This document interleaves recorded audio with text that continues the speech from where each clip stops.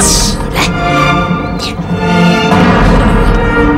快走，快走！走啊！原来王夫人自那日着恼之后，王善保家的去趁势告倒了晴雯。本处有人和袁崇不睦的，也就随机趁便下了些话。王夫人皆记在心中，因节间有事，故忍了2日。今日特来亲自阅人，乃从袭人起，以至于极小做粗活的丫头们，个个亲自看了一遍。只把这个晴雯的贴身衣服撂出去，好衣服留下来，给好丫头们穿，不许给她带走。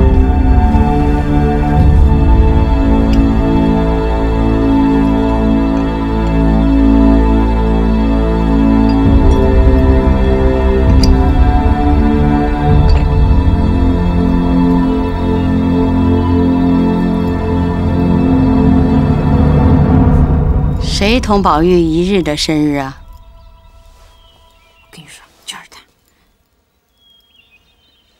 这个慧香，就是这小蹄子，又叫做四儿，是同宝玉一日生日的。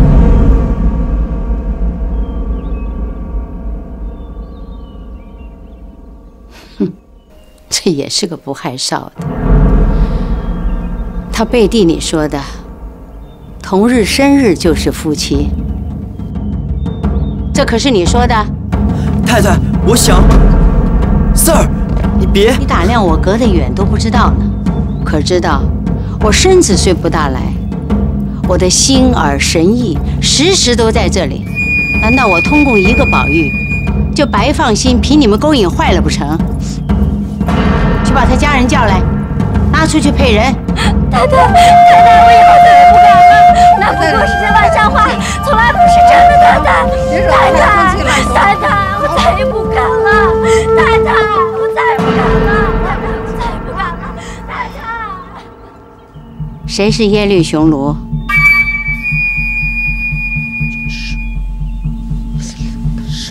就是他。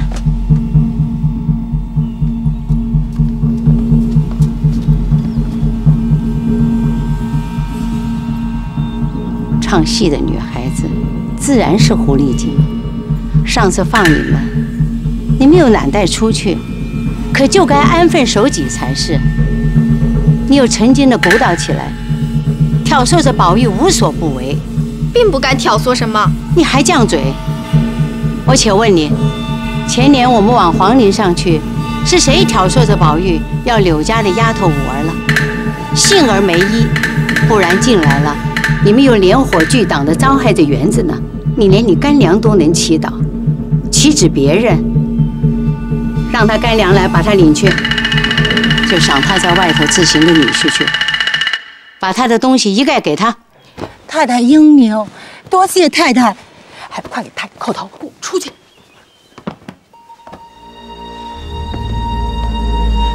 哎呦！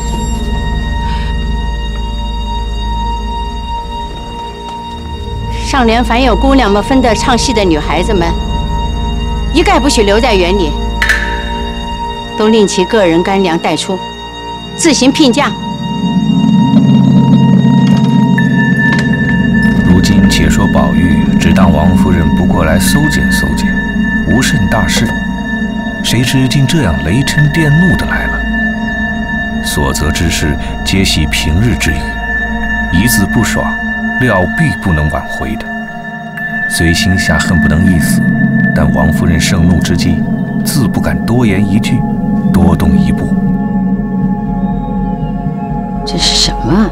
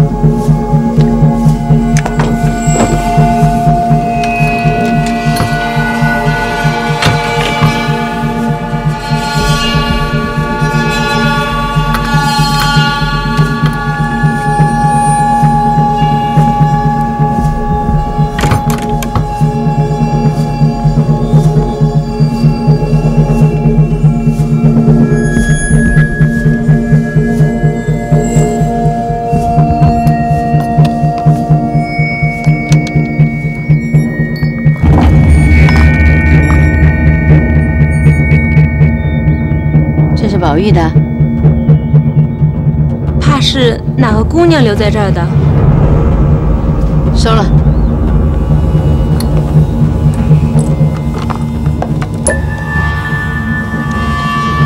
这都是哪来的东西呀？眼深得很。是老爷赏的吗？太太，不是这个。老爷赏的另放着，这些都是外面得的。你全都收了。以后这里不许留女孩子们的东西，拿走。是。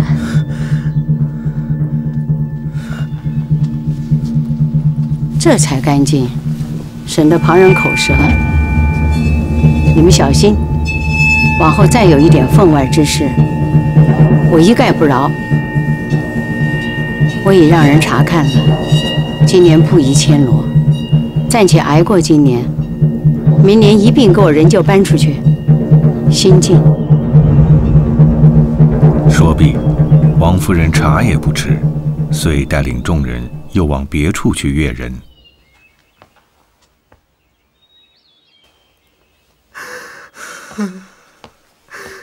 袭人送走王夫人回来，听宝玉倒在床上大哭。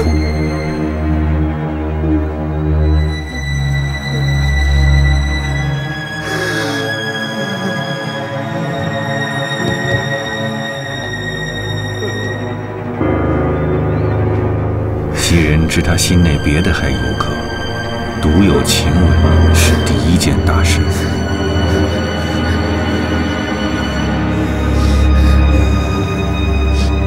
哭也不中用了，你起来，我告诉你，晴雯她好了，她这一家去，到新静养了几天。你果然不舍得她，等太太气消了，你再求求老太太，慢慢的再叫她进来就是了。太太不过一时信了别人的蜚言，一时气头上如此罢了。我究竟不知晴雯犯了何等滔天大罪啊！太太是嫌她长得太好了，未免轻佻些。再太太又是深知这样美人似的人必不安静，所以才嫌她。像我们这样粗粗笨笨的倒好了。这也罢了，怎么咱们私自玩话也知道了呢？又没外人走风的，这可奇怪了。你又没生忌讳，一时高兴，也不管有人没人。我也曾给你使过眼色，也曾给你递过暗号，反倒别人都知道了，你反不觉。为什么？为什么人人的不是太太都知道，单不挑出你和麝月还有秋纹来呢？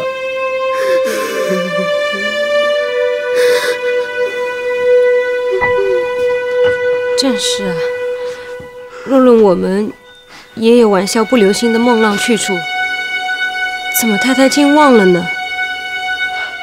想是还有别的事，等完了再发放我们，也未可知啊。你是头一个出了名的至善至贤之人，他两个又是你陶冶教育的，焉得还有梦浪该罚之处？只是方官尚小，过于伶俐些，未免以强压倒了人，惹人厌。是我误了他，还是那年我和你拌嘴那一起，叫让来做些细活，未免夺占了地位，故有今日。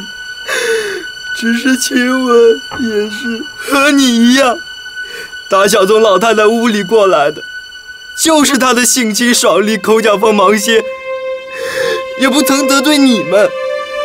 像是她过于生的好了，反本只好怂。天知道吧，此时也查不出个人来，倒是养着精神，等老太太喜欢时，回明白了再要她进来，才是正理呀。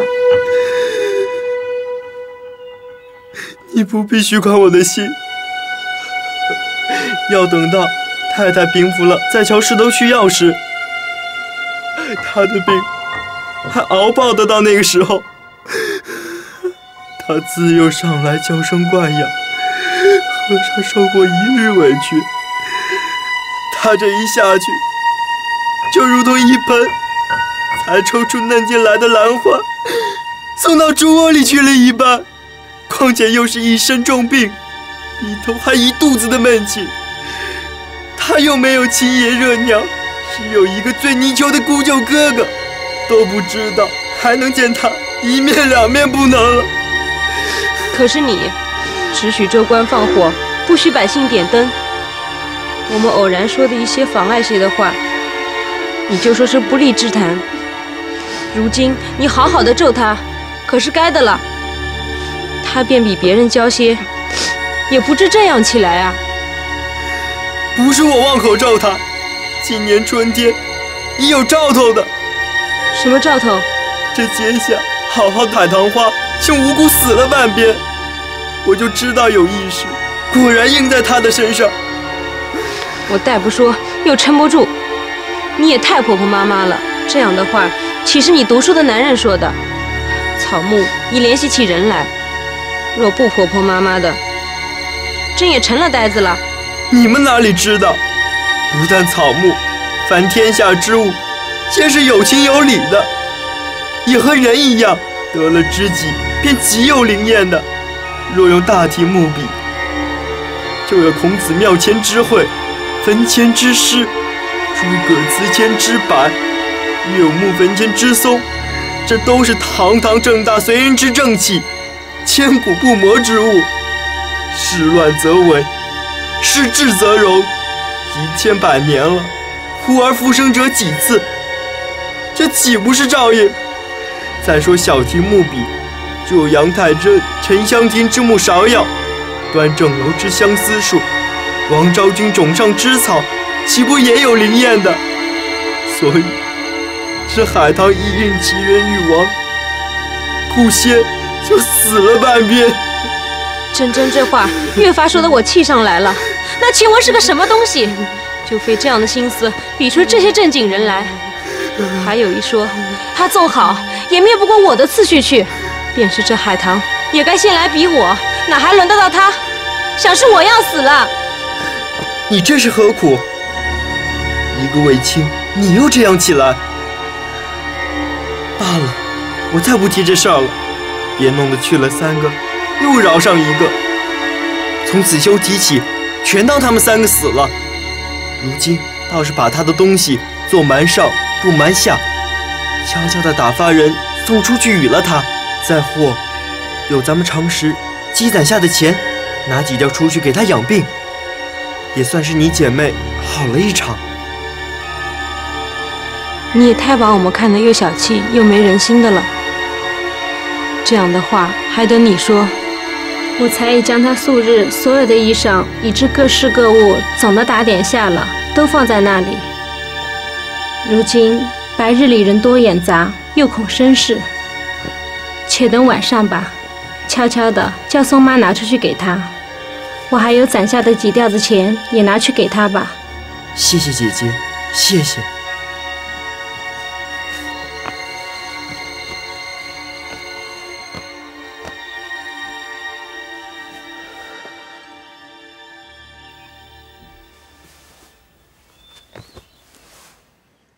方官蒙太太的恩典赏了出去，他就疯了似的，饭也不吃，茶也不用，还勾引上藕官、蕊官3个人，寻死觅活，说是只要剪了头发做尼姑去。我知道是小孩子家，一时出去不惯也是有的，不过隔个1、2日就好了。谁知越闹越凶，打骂着也不怕，实在没法了，所以来求太太，或者就依了他们做尼姑去。或者就教导他们一顿，赏给别人家做女儿去吧。我们没这福。胡说，哪里由得他们起来？冯梅也是轻易入进去的，给他们打一顿，看还闹不闹了。是。当下因8月15日各庙内上供去，皆有各庙内的尼姑来送供尖之礼。王夫人曾于15日就留下水月庵的智通，与地藏庵的圆心住2日，至今未回。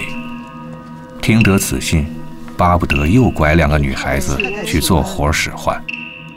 坐。是。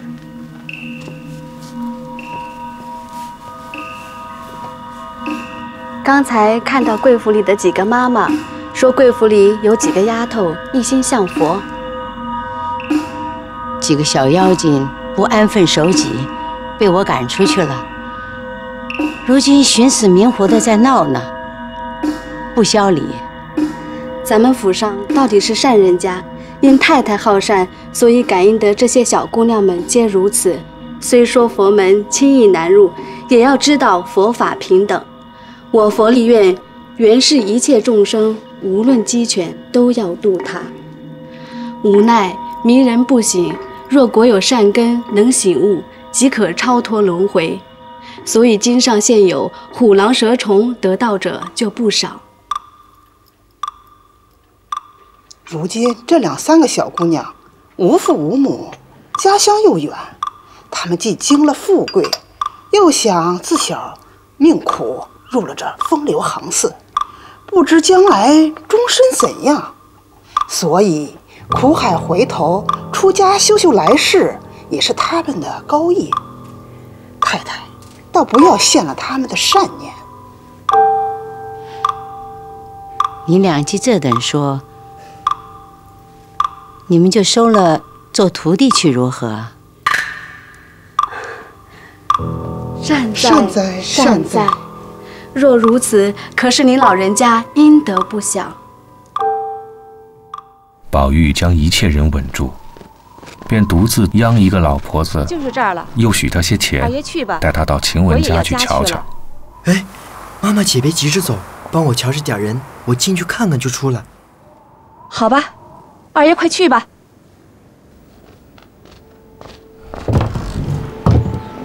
这晴雯当日系赖大家用银子买的，只知有个姑舅哥哥，专能抛载，也沦落在外。故又求了赖家的收买进来吃公食，赖家的又把家里一个女孩子配了他，便是上回贾琏所接见的多魂虫灯姑娘便是了。目今晴雯只有这一门亲戚，所以出来就在他家。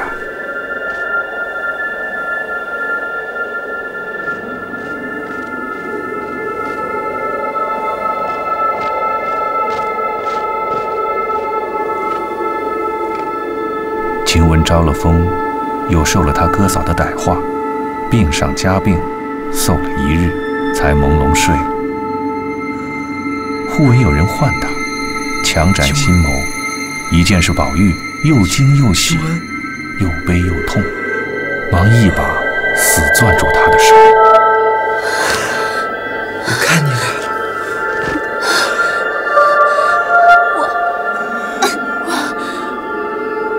我知道见不到你了。慢点，慢点。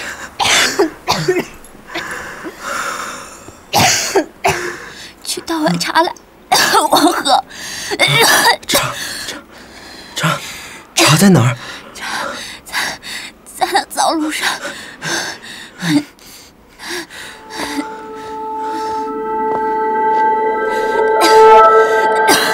宝玉看时，虽有个黑纱吊子，却不像个茶壶。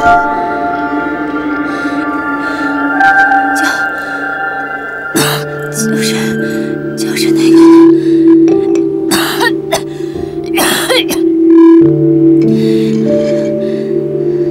宝玉只得桌上去拿了一个碗，也甚大甚粗，不像个茶碗。未到手内，先就闻得游山之气，宝玉只得拿了来，先拿些水洗了2次。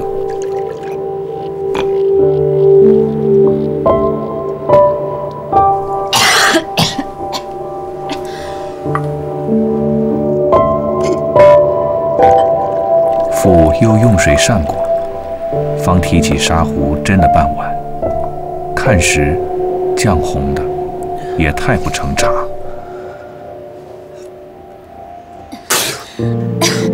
这是茶吗？快给我一口喝，这就是茶了，哪里比得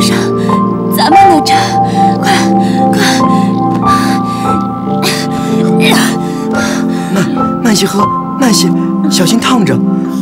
往常那样好唱，你尚有不如意之处，今日这样，你又怎么受得了呢？你有什么说的？趁着没人，告诉我吧。还有什么可说的？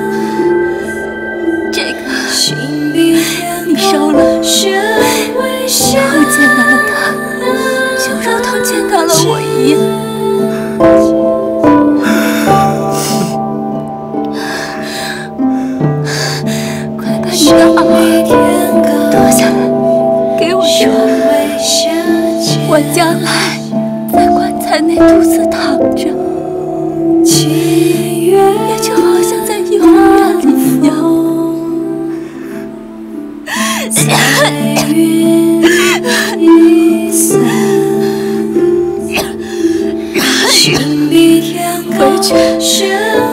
回去，他们问起来，不必撒谎，你就说是我的。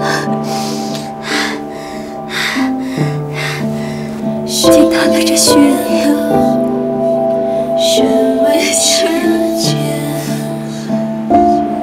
也就只好这样。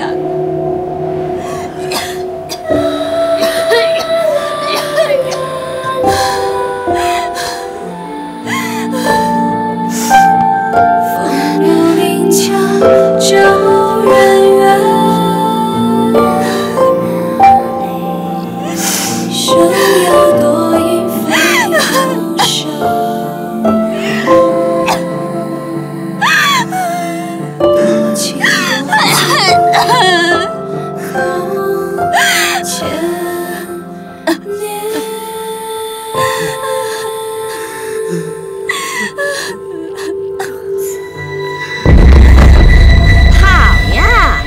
个的话我可都听见了。你一个做主子的，跑到下人房里做什么？看我年轻英俊，敢是来挑衅我的吧？好姐姐，好姐姐，快别大声，他服侍我一场，我私自来瞧瞧他。想让我不叫嚷也容易，你得答应我一件事儿。姐姐，好姐姐，呸！好姐姐，朋友家听见你风月场中乱做功夫的，怎么今儿就反煽起来了呢？姐姐放手，有话咱们好说。外头有老妈妈在，听见了，什么意思？我早进来了，哪有什么老妈子啊？她是早家去了。我进来一会儿就冲下戏厅，屋内只你二人，谁知你们两个竟还是各不相扰。可是天下委屈事儿也不少，既然如此，你但放心，以后你只管来，我也不啰嗦你。好姐姐，你千万照看他2天，我如今要去了。心比天高，身为下。晴雯，我今儿个要回去了，过几日再来看你。你好好养着身子，等好了，我去求老太太再让你进来。晴雯，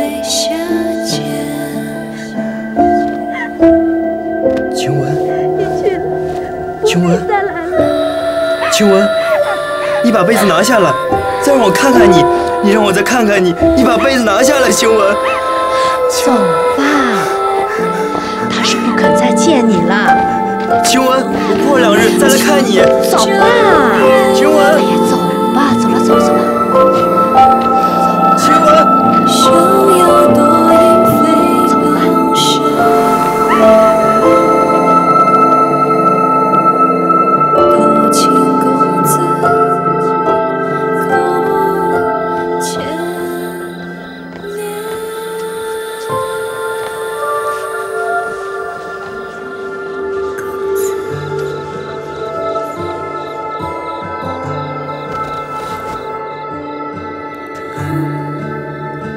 到什么地方去了？一去就是大半日，正要打发人找呢。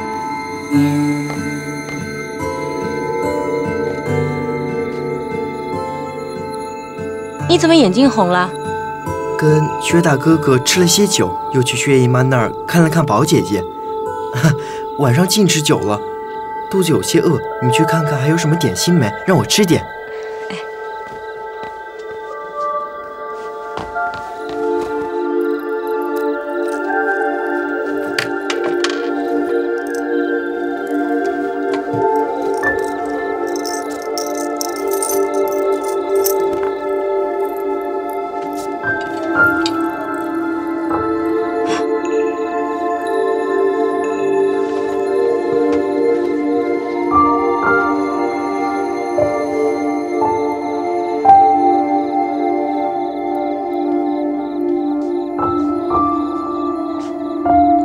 今天是怎么了？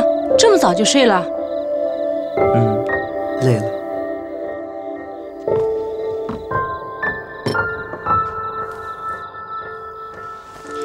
气这么着，就歇着吧。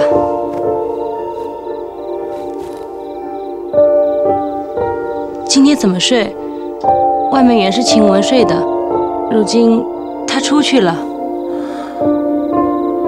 我不管怎么，睡吧。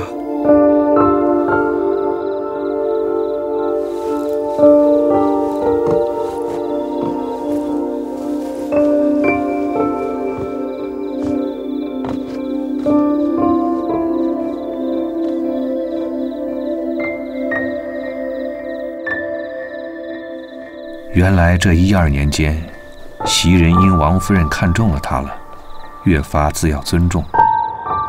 凡被人之处，或夜晚之间，总不与宝玉狭逆，较先幼时反倒疏远了。宝玉夜间常醒，又极胆小，每醒必唤人。因晴雯睡卧警醒，且举动轻便，故夜晚一因茶水起作呼唤之人，皆系委他一人。所以宝玉外床只是他睡。今他去了，袭人只得还依旧年之例，遂仍将自己铺盖搬来，设于床外。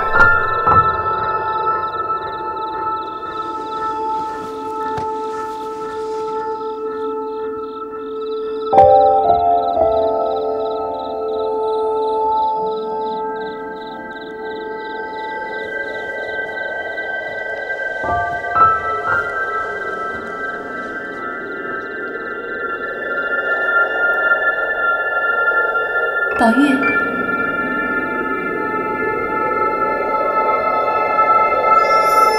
宝玉，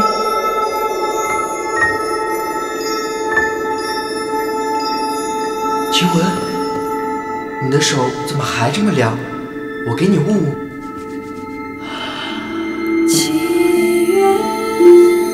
你们就好生过吧。我从此就别过了。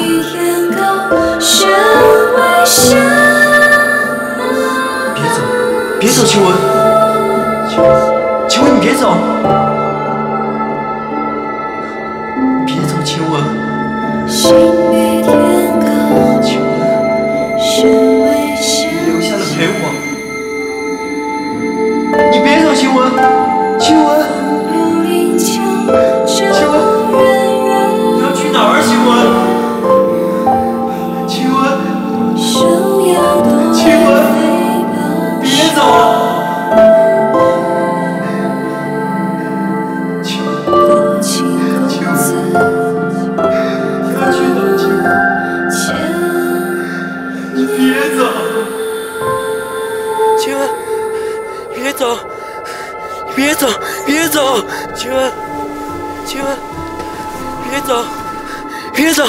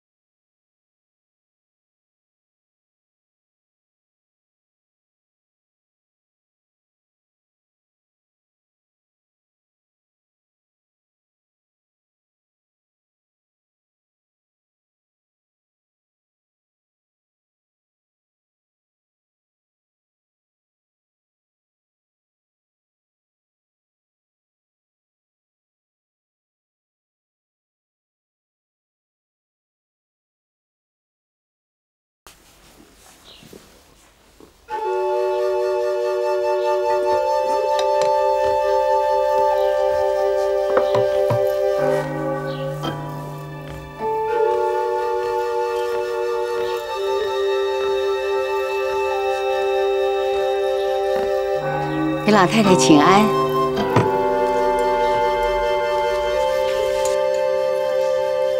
眼下有件事儿要回老太太。宝玉屋里有个晴雯，那丫头也大了，而且1年之间并不离身。我常见她比别人分外淘气，也懒。前日又病倒了10几天，叫大夫瞧，说是女儿痨，所以我就赶着叫她下去了。若是养好了，也不用再叫她进来，就上她家配人去也罢了。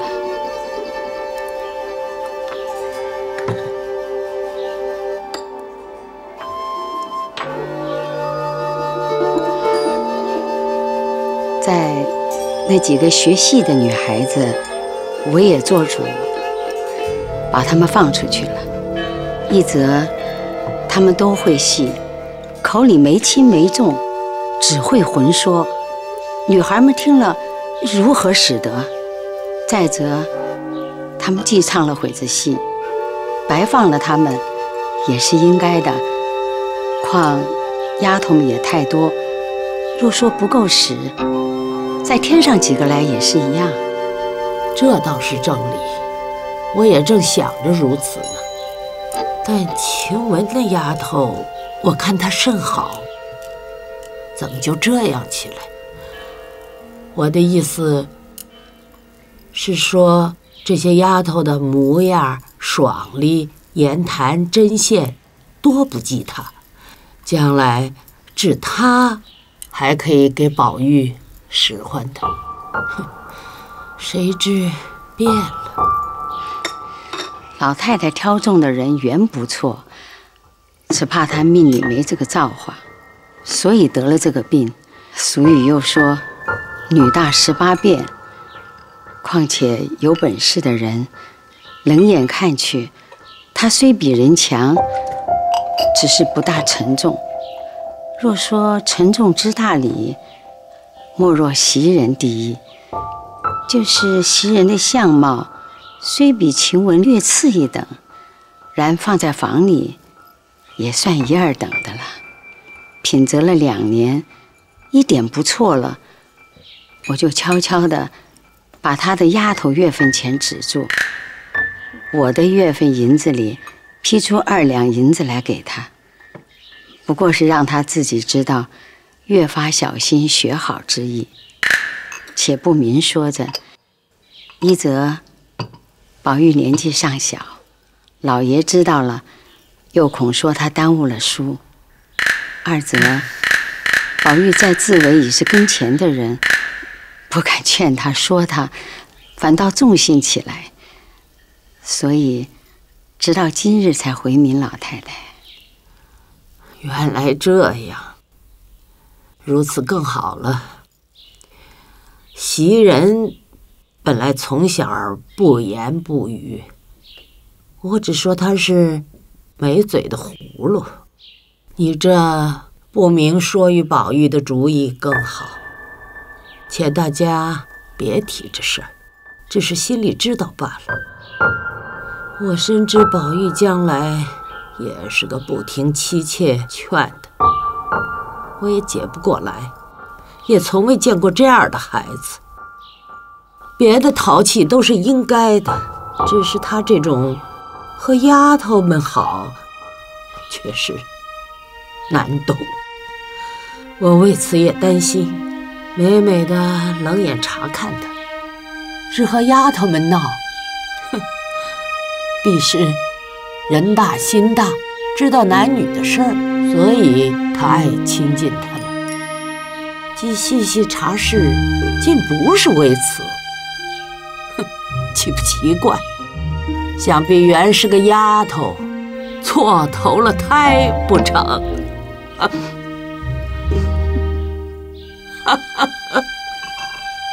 奶奶和二姑娘来了，给老太太和太太请安。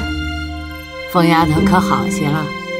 可怜见的，一场病，脸儿都尖了。老祖宗总说我是个猴，如今可不真成猴了。老祖宗说的话这么灵验，求老祖宗以后只管叫我仙女儿，我呀也到天上做回仙女儿去。以后偏叫你猫狗。二丫头，这身打扮是做什么？大太太要让二丫头家去住几日，给人相看呢。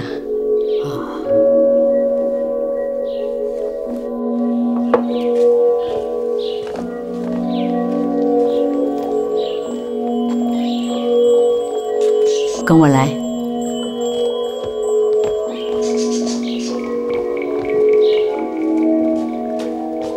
怎么，宝丫头私自回家睡了，你们都不知道？我应问你大嫂子，她说是告诉了她的。不过住2、3日，等你姨妈好了就再进来。你姨妈究竟没什么大病，不过还是咳嗽腰疼，年年是如此的。她这一去，必有缘故，管是谁得罪了她不成？对了，我瞧蓝小子那个新进来的奶子啊，也十分的要巧，我也不喜欢他。我也说与你嫂子了，好不好叫他各自去吧。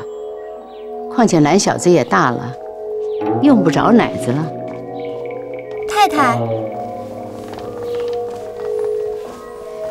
回太太前儿赶出去的晴雯夜里死了，他哥哥嫂子刚进来回了。即刻送到外头焚化了吧，女儿老死的，断不可留。哦，宁赏他哥嫂10两银子烧埋钱。